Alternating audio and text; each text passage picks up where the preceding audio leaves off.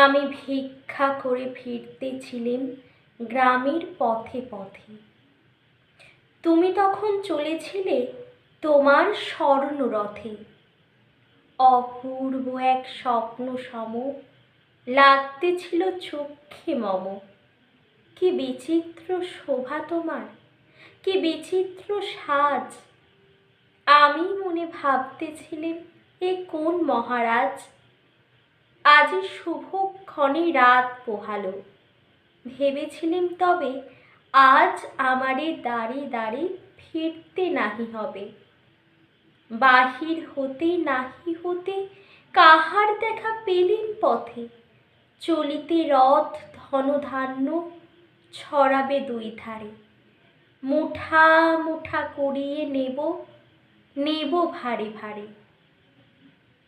দেখি সহসা রথ থেমে গেল আমার কাছে এসে। আমার মুখপানে চেয়ে নামলে তুমি হেসে। দেখে মুখের প্রসন্নতা জুড়িয়ে গেল সকল ব্যথা।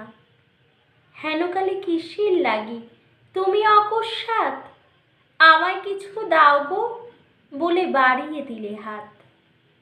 মরি, এ কি কথা রাজাধিরাজ, আমায় দাও গো কিছু।